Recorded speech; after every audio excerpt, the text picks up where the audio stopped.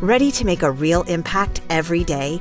Join the Active Day Home Care team and help clients maintain their independence in the comfort of their own homes. Make a difference in someone's life as you provide essential daily assistance and protect their health and happiness. Earn up to $20 an hour and enjoy additional perks like optional daily pay, 401k, paid time off, ongoing educational training, and more. Join a team that values care, compassion, and your professional growth. Visit activeday.com to apply. Olá, sejam todos muito bem-vindos. Começa agora a edição especial do Café PT.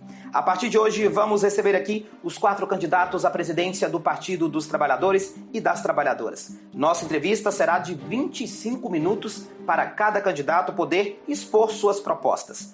Hoje, nós começamos com o candidato Edinho Silva. Ele que é graduado em Ciências Sociais pela Unesp de Araraquara, mestre em Engenharia de Produção pela Universidade Federal de São Carlos, filiado ao PT desde 1985. Edinho foi vereador por Araraquara entre os anos de 1992 a 96. Foi presidente do PT São Paulo em 2007, reeleito com mais de 90% dos votos. Deputado estadual por São Paulo entre os anos de 2011 a 2015. Ministro da Comunicação Social no governo Dilma, ainda em 2015. Foi coordenador da campanha de Lula à presidência em 2022, prefeito de Araraquara por 4 mandatos. Cidade que foi referência nacional no combate à Covid-19 pelas ações baseadas na ciência, se contrapondo ao negacionismo do governo Bolsonaro. Eu te convido, a partir de agora, a tomar esse café com a gente, porque o Café PT está no ar.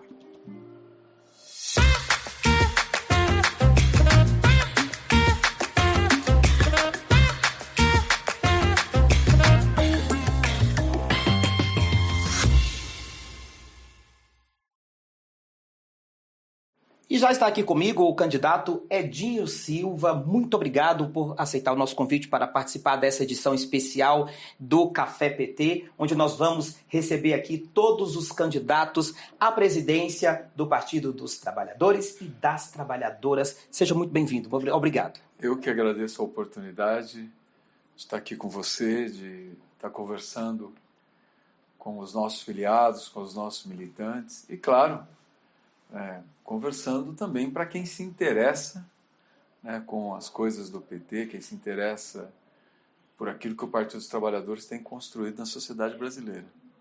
É isso aí, maravilha. E nós estamos, candidato, a poucos dias da eleição, então eu quero começar perguntando ao senhor, sobre o que o senhor defende para o partido como presidente, caso eleito o que o senhor defende, então, para o Partido dos Trabalhadores e das Trabalhadoras?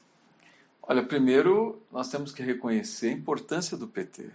O PT é o partido que construiu vitórias importantes, É o partido que elegeu o presidente Lula 3 vezes presidente da República, construiu as condições para que nós tivéssemos a primeira mulher presidindo o Brasil, que é a presidenta Dilma, reelegemos a presidenta Dilma. É um partido que acumula vitórias não só no cenário nacional, mas acumula vitórias também nos estados. É um partido que tem o histórico de grandes vitórias estaduais, elegendo governadores, elegendo senadores. É o partido que hoje é impossível nós entendermos, por exemplo, a agenda do Congresso Nacional, sem entendermos o posicionamento dos nossos deputados federais, dos nossos senadores, e o mesmo acontece nas Assembleias Legislativas. O partido tem condições, ele acumula no sentido de construir agendas. E o modo petista de governar, que foi uma grande herança do PT nos municípios, nas câmaras municipais, mas também o partido que nasce do movimento sindical, do movimento social, nasce da luta do povo brasileiro na construção de condições dignas de vida, de construção da igualdade. Então, um partido que traz e constrói essa história, uma história de tantas vitórias, e é o maior partido de esquerda da América Latina, referência para o mundo, e, na minha avaliação, o partido que tem efetivamente mudado a história, né, da relação da sociedade brasileira com as instâncias governamentais. Então, esse partido, evidente, ele acumula vitórias, mas ele também tem problemas. É um partido que precisa passar por mudanças. É um partido que nós teremos pela frente embates importantes, como a reeleição do presidente Lula em 26, que significa não só nós darmos continuidade ao nosso projeto de reconstrução do Brasil, né? O presidente Lula assumiu em 23 com um país totalmente desorganizado, Sim. Né? Com uma herança terrível do governo Bolsonaro e com uma desorganização institucional que começa pós-golpe com o governo Temer. Então, o presidente Lula teve a missão e tem tido a missão, primeiro, de equilibrar as finanças públicas. 375 bilhões de rombo no orçamento, você não consegue equilibrar da noite para o dia. Então, nós tivemos que tomar medidas importantes, aprovar medidas importantes no Congresso Nacional, para que nós tivéssemos equilíbrio fiscal. O equilíbrio fiscal não é uma palavra abstrata, é como na casa da gente. Se a gente tem um endividamento num mês, não toma providência, tem endividamento no segundo mês, não toma providência, Sim. Tem endividamento no terceiro mês e assim por diante, daqui a pouco a gente não tem dinheiro para pagar a conta de água, não tem dinheiro para pagar a conta de luz. E uma grande bola de neve. Corta a internet, começa a dever no mercado, na farmácia e assim por diante. As finanças públicas, elas têm essa mesma lógica. Então, o esforço desses primeiros anos de governo foi de nós equilibrarmos as finanças. Ainda estamos lutando para que a gente consiga efetivamente criar condições orçamentárias adequadas para o país. O presidente Lula está reorganizando as políticas públicas. O governo Bolsonaro efetivamente desorganizou, destruiu tudo aquilo que anos de mandatos de Lula e Dilma tinham deixado de herança para o país. Destruiu o PAC, destruiu Minha Casa Minha Vida, desorganizou o Bolsa Família, desorganizou as relações institucionais entre os poderes, gerou instabilidade para o Brasil. Então, a reconstrução do Brasil tem sido uma tarefa árdua para o presidente Lula, mas nós temos que dar continuidade a essa saga, a essa missão, reelegendo o presidente Lula em 26. Mas também nós temos pela frente um embate histórico, que é nós derrotarmos o fascismo no Brasil. Então o PT tem que melhorar o seu nível de organização, o seu nível de funcionamento. Nós vamos melhorar a relação do partido com os nossos dirigentes, com os nossos filiados, com a nossa militância. Temos que aprofundar a democracia interna, fortalecendo o diálogo interno no partido, fortalecendo as instâncias de decisão, democratizando o processo decisório em relação aos nossos recursos. Eu tenho defendido que o PT tem que democratizar a elaboração do seu orçamento, definir de forma democrática não só o nosso orçamento do fundo eleitoral, mas o nosso orçamento partidário, definir quanto cada secretaria terá de recursos, definir recursos para os nossos setoriais, dar autonomia de execução orçamentária, melhorar a relação com os estados e municípios. Eu tenho defendido muito que o PT retome com muita força a nossa organização de base. Nós vamos ter capacidade de organizar hoje a nova classe trabalhadora que está principalmente nas nossas periferias. Eu penso que o partido tem que reforçar bandeiras históricas como da participação popular, do orçamento participativo, ter uma orientação para a nossa militância de participação dos conselhos, de disputa política no cotidiano. Como eu penso que o PT tem que valorizar a economia solidária. Muitas vezes, o motoentregador, o motorista de Uber, as meninas e os meninos que hoje trabalham recortando vídeo, impulsionando vídeo, têm dificuldade de dialogar com o movimento sindical. Que Muitas vezes eles se sentem empreendedores e não, né, trabalhadores, eles não se sentem classe trabalhadora. E não adianta nós acharmos que nós vamos fazer a disputa de valores de forma mágica. Nós temos que organizar esses trabalhadores e essas trabalhadoras, e nesse sentido eu penso que a economia solidária é um grande instrumento de organização, a formação de cooperativas. O PT tem que levantar a bandeira da mudança da lei do cooperativismo, facilitando a organização das cooperativas, acesso a crédito. Por exemplo, nós podemos ter um aplicativo para o motoentregador para que ele fique, né, com a remuneração do seu trabalho, que hoje é apropriada pelas multinacionais que operam os aplicativos.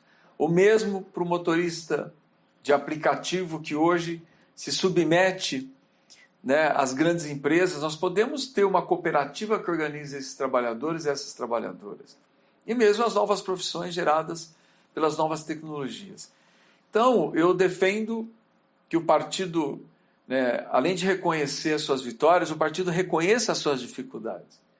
E que o partido se reorganize, se fortaleça, né, mobilize a nossa militância, tem instrumentos de mobilização da nossa militância, para que a gente possa não só reeleger o presidente Lula, mas derrotar o fascismo no século XXI, nesses próximos anos, pelo menos na próxima década, que eu penso que é a missão histórica das nossas gerações.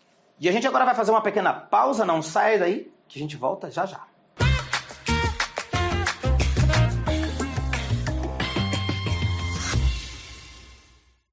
Tudo sobre as ações do governo Lula, os projetos que estão movimentando o Congresso e as principais informações do partido. Se é notícia para o trabalhador e para a trabalhadora, está no Jornal PT Brasil.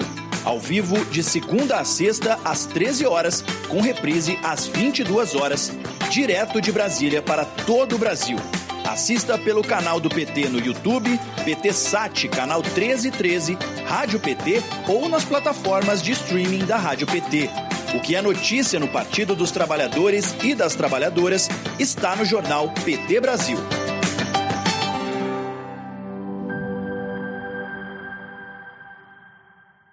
Se liga no programa que está agitando a TV PT. Pode Tremer! O videocast para a juventude que gosta de política e para quem acha que não gosta também. Toda quinta-feira, às 18 horas, com reprise às terças no mesmo horário. Assista pelo canal do PT no YouTube, PT Sat, canal 1313, Rádio PT ou nas plataformas de streaming da Rádio PT. Não dá pra perder, né?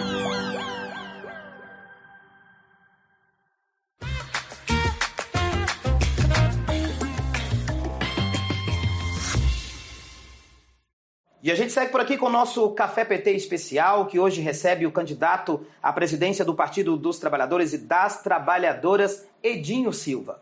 Eu queria agora que o senhor falasse aqui para quem está nos assistindo, eleito candidato. Eu sei que o senhor tem muitas propostas, como o senhor já falou aqui, mas o senhor poderia elencar duas das principais que o senhor vê como prioridade após ser eleito, frente da presidência do partido?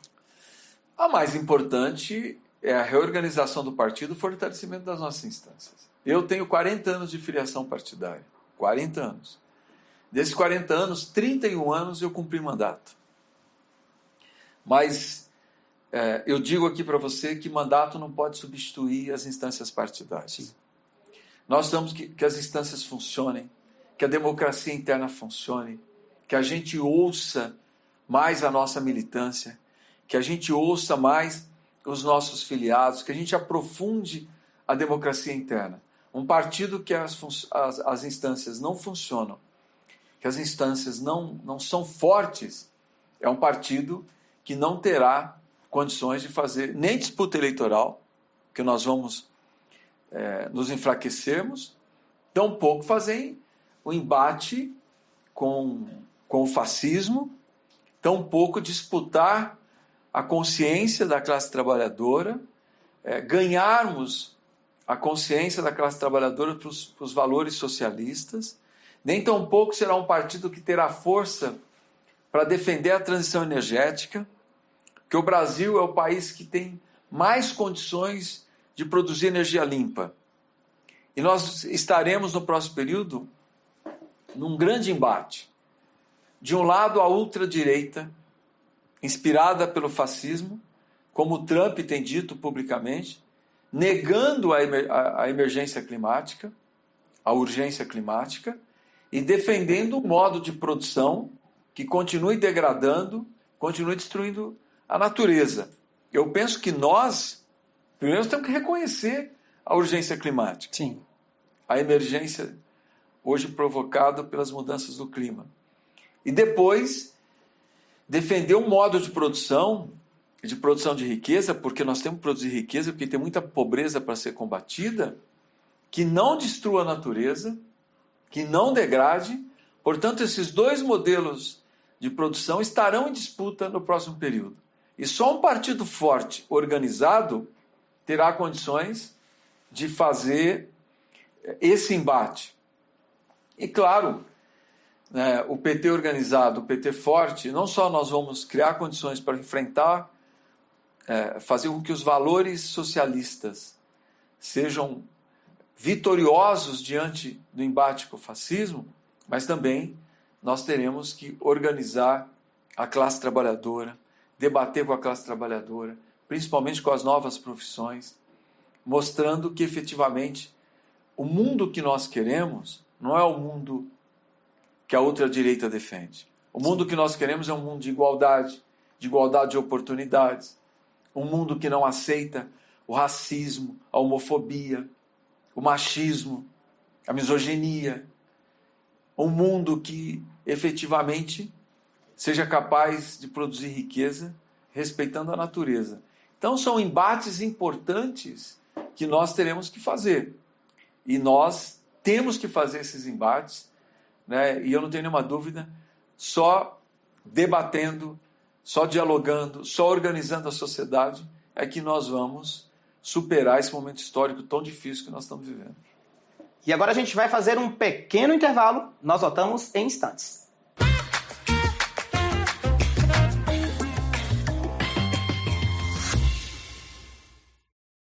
Quer ver mais mulheres ocupando espaços de poder? Então se liga no Elas por Elas. O programa que encara os desafios das mulheres brasileiras, a misoginia, discriminação, a violência política de gênero, muita perda de direitos. O LIC 180 tem papel importante e também vai estabelecer um diálogo. A importância da rotatividade. Que eu senti na pele. Mas, seguindo o debate, incentiva e prepara você, mulher, para a disputa política. De segunda a sexta, às 4h na TV PT. O canal do partido que mais elege mulheres no Brasil. Eu sou uma delas, são elas por elas, ocupando os espaços de poder.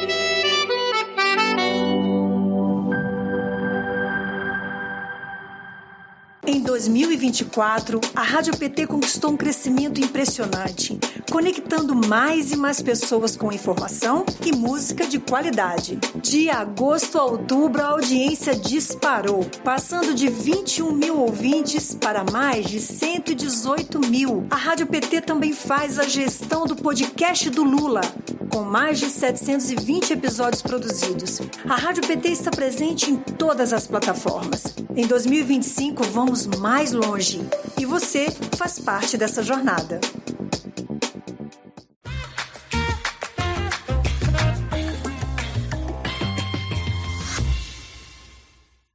Estamos de volta com o Café PT, edição especial que hoje recebe o candidato à presidência do Partido dos Trabalhadores e das Trabalhadoras, Edinho Silva. Vamos falar agora sobre desafios, né? Nós estamos há pouco menos aí de 2 anos para a eleição presidencial. Então eu queria que o senhor pontuasse para quem está nos assistindo 2 coisas também acerca da importância, né, da reeleição do presidente Lula e como que o senhor avalia esse trabalho a partir de agora desses últimos meses que antecedem a eleição e nesse momento que nós estamos vivendo de fake news, do avanço da tecnologia, né, da inteligência artificial. Então, de que forma que o senhor vê para enfrentar esses desafios, né, nesse momento crucial, nesse momento aí também de reeleição do presidente Lula? Olha, eu penso que o governo do presidente Lula tem garantido avanços importantes. Em algum momento, nós do PT, o nosso governo, terá que fazer o confronto entre o Brasil que nós tínhamos até 23 e o Brasil que nós temos hoje. Nós temos que demonstrar o quanto que nós avançamos para a sociedade brasileira. Não só do ponto de vista da reorganização das políticas públicas, a volta do Minha Casa Minha Vida, a volta do PAC, o lançamento do Pé de Meia, que é um programa que nós precisamos trabalhar para que ele seja universalizado, né? Para que todos os alunos oriundos das famílias vulneráveis possam ter condições de se manter no estudo para poder depois ter condições de ter uma boa profissão, e quem quiser, e é um direito, ir para o ensino universitário, ter condições de concorrer no vestibular para entrar numa universidade pública. Só o aluno estando dentro da escola, sim, estudando, é que nós teremos um país de igualdade de oportunidades. Mas também, eu penso que o presidente Lula pacificou o Brasil, deu estabilidade institucional para o país, né? E nós garantimos que a economia crescesse muito além daquilo que os analistas de mercado diziam, né? O país não só cresceu e vai continuar crescendo acima dos 3%, né? Chegando próximo de 4% de crescimento, como tem sido durante os nossos governos.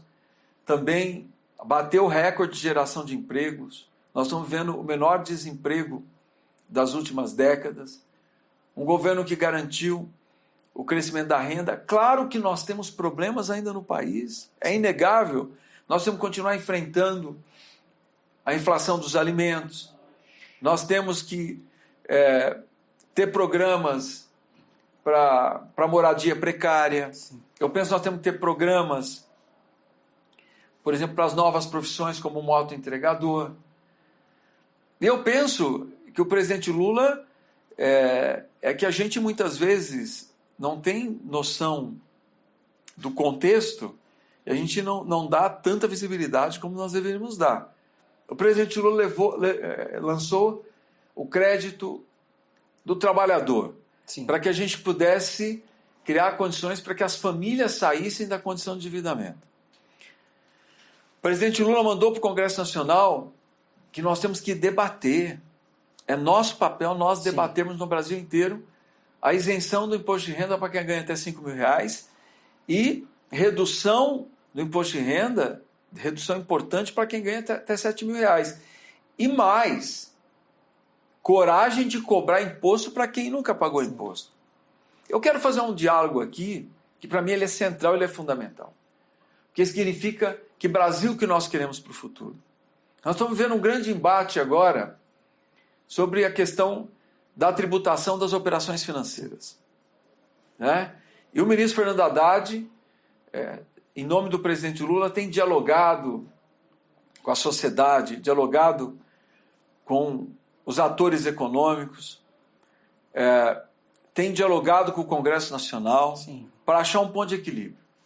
Mas nós não podemos aceitar que, de novo, se debata, olha, o governo brasileiro tem que realizar cortes.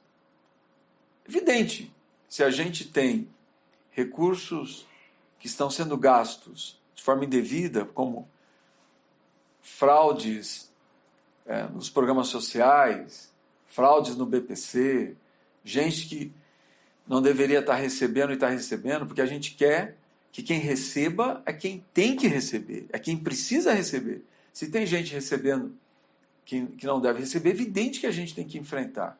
Mas também eu penso que a gente tem que fazer um debate com a sociedade brasileira sobre até quando nós vamos manter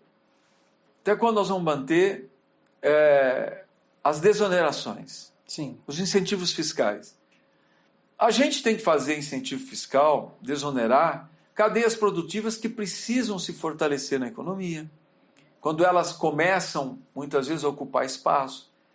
Nós temos que fortalecer cadeias produtivas que passam por problemas, muitas vezes por conjunturas que se configuram na disputa comercial internacional. Mas não existe em nenhum país do mundo onde a desoneração seja ad eterna. Sim. Onde a gente mantém a desoneração sem debater se ela é necessária ou não. E a gente parece que isso vira um dogma. Não.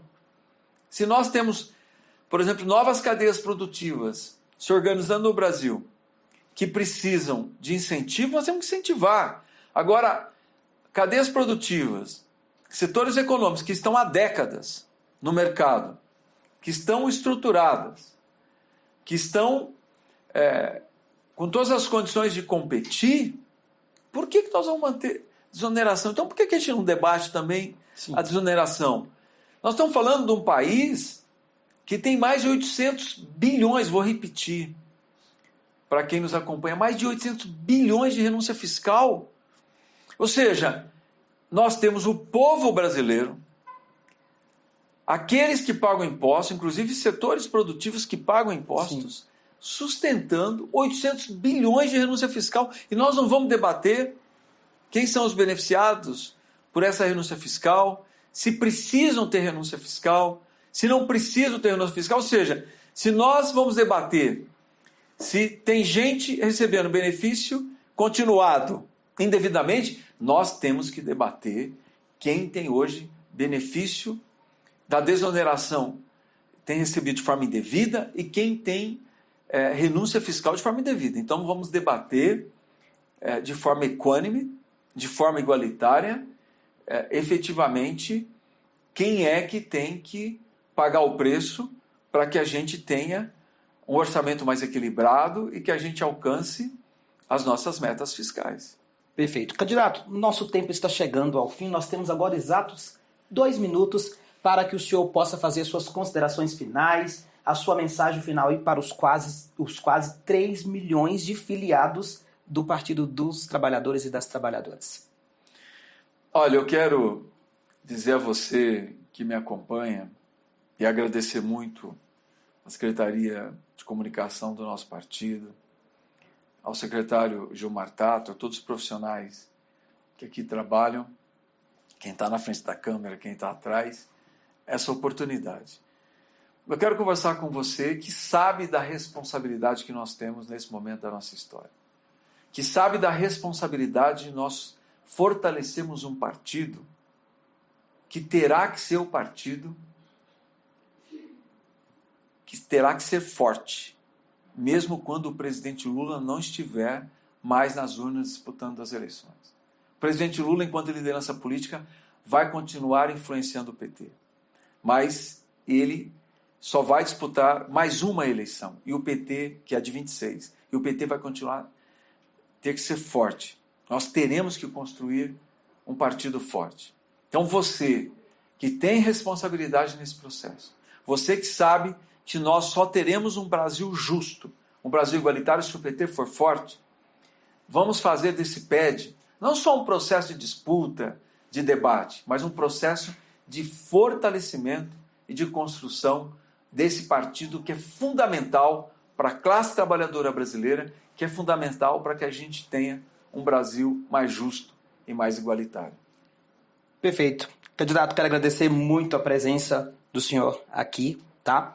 E para você que acompanhou esta edição especial do Café PT, agradeço a sua audiência, a sua companhia. Te convido a continuar ligado em nossa programação. Nas nossas outras edições do Café PT, nós vamos falar também com os outros candidatos à presidência do Partido dos Trabalhadores e das Trabalhadoras. Um forte abraço, continue com a gente e a gente se vê. Tchau, tchau.